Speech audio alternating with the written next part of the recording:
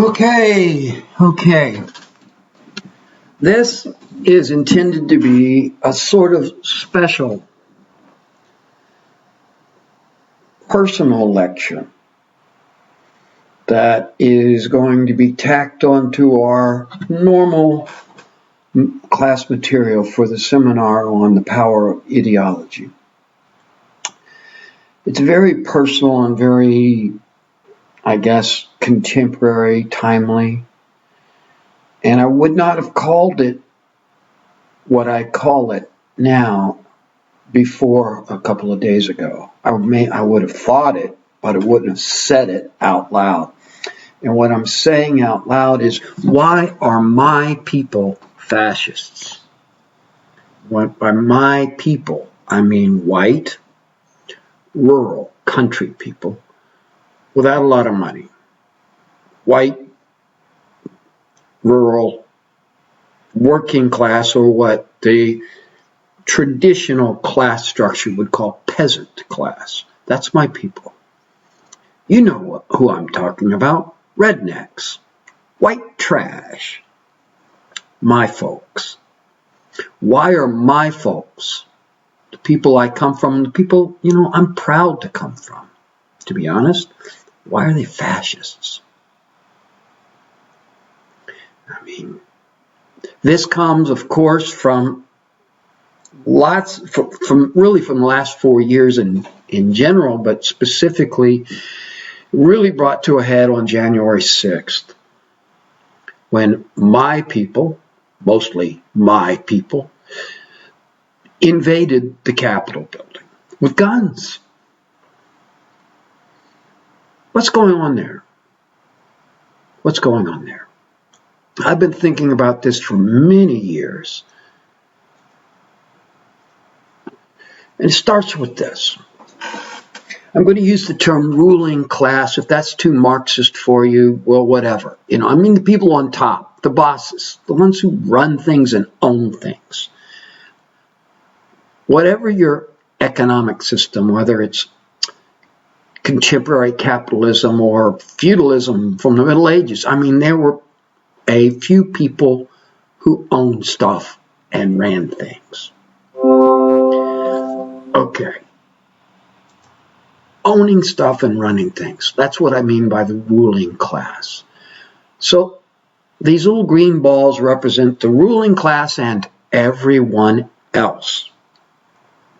Notice one of the green balls on the bottom is larger than the others.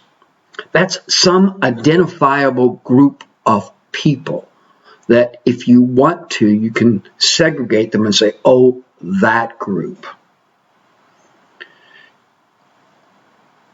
In the United States, I'm going to say that group, the big green ball on the bottom, are made up of white folks. People, or as I'm sure will be discussed in this class by my colleague, white itself, of course, means nothing. It's a construct. It's a word we created to identify this group. What I mean by this group is traditionally, Northern European, most specifically people from the British Isles. My group in particular, the people that I'm talking about, came from the British Isles, but they're what's called Scotch-Irish. The people who were originally planted in Northern Ireland by King James I, I believe, way back in 1600 or so, and who, they come from Scotland, they come from Ireland. They're not the bosses over there in Great Britain either. And then they come over here and they settled the mountain areas, the Appalachians, Kentucky, Tennessee, and then that same ethnic group slides over to Texas and Oklahoma, where I'm from, which is why if you were to hear my grandmother from Oklahoma talk and listen to her, well, she's passed now, but if you were to hear her voice and compare it to Dolly Parton from Pigeon Forge, Tennessee, you'd say, can't tell them apart. same accent, same ethnic group. Okay? The ruling class and everyone else. When it's like that, the people on the bottom can see they're on the bottom. Okay? Now, this theory first came to me when I was a kid, and I read this romantic historical fiction called Trinity by a guy named Leon Uris. It's about Northern Ireland. And I discovered in reading that historical fiction a fact that I didn't realize before. In the early days of the so-called the penal acts in Ireland, the penal acts forbid people of the Catholic faith from having certain government positions and owning land and things like that, so kept them on the bottom. Originally, the penal acts applied not just to Catholics, but also to any kind of Protestant who was not in the Church of England. In other words, the kind of Protestant that Scotch-Irish people were.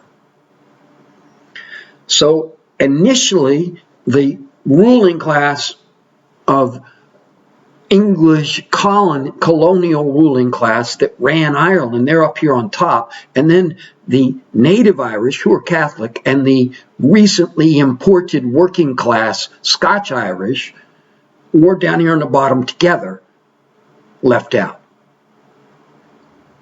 And during those days, when the Scotch-Irish, who were Protestant, of a not Church of England kind, and the Catholics, the native Irish, were allies in revolution against the bosses. And the bosses got smart.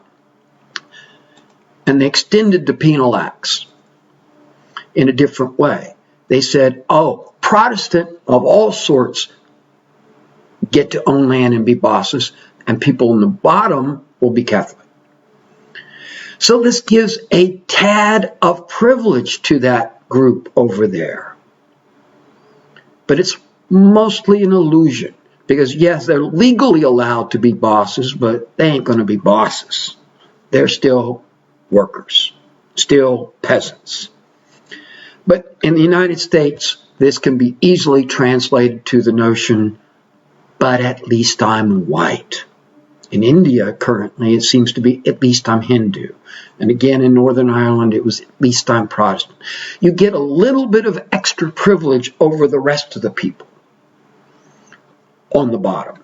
Your group on the bottom is carved out, and they say, yeah, you aren't in the ruling class with us, but really you're on our side because at least you're white. That gives you privileges they don't have.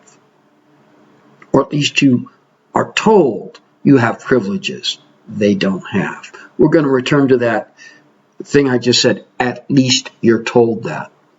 But notice how it divides now. Now you've got this line. On one side of the line, to the left and to the top of the line, is the real ruling class, and then that large group of at least you're white people.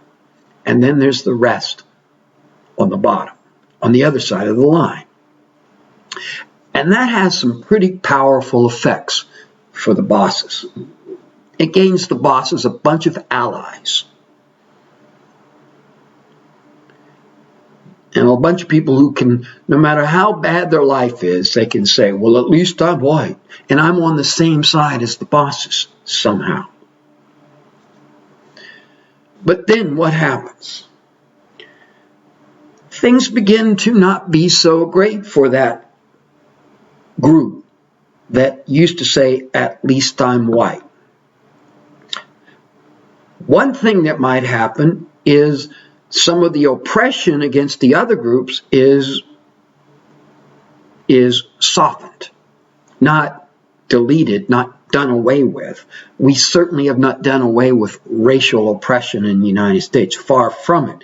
But some aspects of racial oppression have been made less bad. I mean, it's no longer flat out illegal I mean, it's no longer flat out legal. It's no longer legal. It's no longer allowed to specifically say to someone, I fire you because you're black. I mean, until 1964, it was. That's not that long ago. So, legally at least, it's somewhat better now for the people on the bottom who are not white. And meanwhile, and there is a meanwhile, for the white rural group that used to be able to say, at least I'm white, there's some pretty bad things going on. Nothing to do with race, nothing to do with, oh, those other guys are stealing my thunder. Those other people on the other side of the line are taking my stuff. But real problems, like the fact that rural America is really falling apart and has been for decades. Not because of white people being discriminated against, but because rural America is falling apart. So there's a real legitimate concern and grievance by this white working class. But because of that at least I'm white myth that they'd always believed, instead of looking up at the real ruling class and saying it's your fault, they think it's the other people on the bottom with them. They blame the other workers. They don't see that everybody's got it rough. They just look and see that they've got it rough. And they bought into this belief that at least I'm white, I deserve, I'm entitled to something better. They get angry, and the anger is legitimate, but the target of that anger is misdirected. Not up at the ball on top, but sideways at the other people on the bottom. And that's where the fascist reaction comes in. It's built on a sense of grievance and anger misdirected. So let's see how that played out on January 6th. These people invaded the capital of the United States. That hasn't been done since the British invaded Washington, D.C. in 1812 during a war. They pulled guns and pointed it at people in the Capitol. They broke into offices and took selfies of themselves sitting in the offices of people like the Speaker of the House of Representatives. And they were stunned when finally force was used against them by police and National Guard. And notice it took a really long time before anyone got around to saying, oh, maybe we ought to do something about this. And this is an actual quote.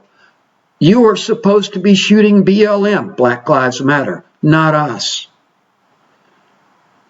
Black Lives Matter did not invade the Capitol with guns. They did. But they think, well, you're not supposed to shoot at us. You're supposed to shoot at those peaceful but not white people who are protesting. How can you come to think that? That's not just a sense of what's often called white privilege, but something much more specific. A sense of entitlement. I'm supposed to be running things. But you know what? That's a myth. It's not just immoral and wrong. It's also factually incorrect. They never were running things. These legitimately feeling pretty crappy about their life situation people, these white working class people, these rural whites like the people I come from, where life is hard, they are under the misguided belief that it used to be better. They used to really be running things, and that never was true. And back in the day, they knew it. My people, specifically my mother's family and me, where I was born, we're from Oklahoma, which of course now is like Trump Central, right? In the early part of the 20th century, the state of Oklahoma elected a man whose party affiliation was socialist. They elected a socialist as governor. And it wasn't just, oh, he believed in socialism. That was the name of his party that appeared on the ballot, the Socialist Party. And he won the governor's race, and he was governor of Oklahoma. His name was Alfalfa Bill Murray. These are the great-grandparents of the same people who invaded the Capitol on January 6, 2021. What changed? Back in the early 20th century, they were under no illusion that they were running things. They might well have been just as racist as their great-grandparents' children, but they were never under the false belief that, oh, I was running things. They knew they weren't. They knew their life was not great, that they were being oppressed economically. But now the myth has come on. Back in the day, back when America was great, we were running things. They never were. This group, the people who were invading the Capitol, they never were. They never had it good. They just think that somebody used to have it good. That At Least I'm White was always a con job that tricked them into serving someone else's agenda, not one that serves their own. So how do we deal with this racist, fascist element in my people? Well, we can reject the myth of white entitlement, but the problem is that when we reject it, too often we do it only because it's so obviously immoral and wrong. And it is. It's immoral and wrong, but let's do more than that. Let's not just say it's immoral and wrong. Let's also show it's a con job. It was a trick meant to keep you in line, Mr. White working class person. It was always meant to use you. It was never true. It was not only an immoral myth, but it's always a joke. And you are the butt of that joke. So we reject the myth and we address the very real sense they have of being left out and left behind. Not by saying white people need to get better, have it better, but rather everybody on the bottom, black, white, brown, green, whatever, needs to have it better. Everybody does. Okay? Is that possible? I think education, information has a lot to do with it. The first part, rejecting the myth of white entitlement, it's going to be hard. You're dealing with people's attitudes. But you know what? Attitudes can begin to fade when life gets better. The second part is where I really think we need to focus on making life better and communicating that the people they think are supporting their white entitlement never intended to help them. And here's why I think that's possible. Ethan Winter is an analyst for Data for Progress. And his organization did a field survey right after the election in November of 2020, right afterwards. And here's what he reports in the survey. Almost 1/3 of Republicans think their party supports increasing the minimum wage, which is not true. It's totally not true. No Republican supports that. And yet no Republican official supports that. Yet 1/3, and I'm talking about these people sitting in the picture in the back, probably think that their party does support it. They support it. I didn't give you the data from this report, but most of these people think that's a good idea. And they think their own party is for it. It's not. 76% of Republicans, these people sitting on the wall, think that their party supports protections for pre-existing conditions, while in fact their party and that president who's they love so much that they've got his flag there, that president's Justice Department argued in the Supreme Court to get rid of that very protection. These people don't support Republican positions. They've been tricked. That's why I think information and education can help. No, we can't get rid of their racist little hearts, but we can make that racism less necessary to figuring out how to make their lives better. And when racism is no longer quite so necessary, maybe at least their children will be better. All right, that's my very personal lecture. Not too long, very personal. We'll get back to the normal course soon. Thank you, thank you, thank you.